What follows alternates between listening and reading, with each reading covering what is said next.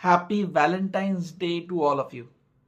সব ঝগড়া চিৎকার করে হয় না, কিছু ঝগড়া চলে নিস্তব্ধতায়, সাইলেন্স। কথা কমে যায়, ভালোবাসা নয়। এক সময় যাকে ছাড়া থাকা যেত না, যাকে জড়িয়ে ধরে মনে হতো সব পেলাম, আজ তার পাশে বসে থেকেও বড় একা লাগে। এই চুপচাপ নিঃশব্দে দূরে সরে যাওয়া সবচেয়ে বেশি কষ্ট দেয়। তৈরি হয় ক্ষোভ, অভিমান, ব্যথা, কমপ্লেন্টস। মেডিটেশন শেখায় এই বাইরের আর ভেতরের কোলাহলকে শান্ত করতে, যাতে আমরা আবার নিজেদের হৃদয়ের কথা শুনতে পাই। হিপনোসিস আমাদের ভেতরে গভীর ক্ষতগুলোকে সারিয়ে তুলতে সাহায্য করে, যে কষ্টগুলোকে আমরা এত দিন ধরে বুকের গভীরে লুকিয়ে রেখেছি।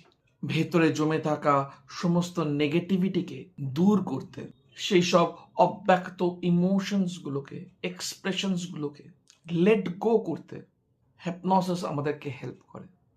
কাউন্সেলিং আমাদের শেখায় কিভাবে সেই আনএক্সপ্রেসড ইমোশনসগুলোকে আমরা সেফভাবে ব্যক্ত করতে পারি, ঝগড়া না করে, যুদ্ধ না করে। এটা একটা এমন জায়গা যেখানে ঝগড়া না করে একে অপরকে বোঝা যায়, যেখানে মন খুলে কথা বলা যায়। মন ঠিক হলে হৃদয় আবার নরম হয়, আর হৃদয় নরম হলে ভালোবাসা ঠিক নিজের জায়গা ফিরে পায়। ভালোবাসা সবসময় নতুন করে খুঁজে পেতে হয় না, কখনো কখনো শুধু মনে করিয়ে দিলেই হয়।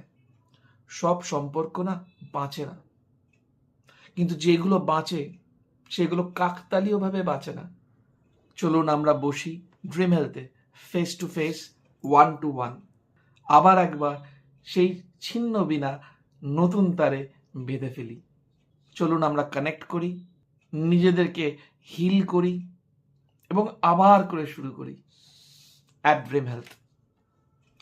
Like, comment and share. Thank you.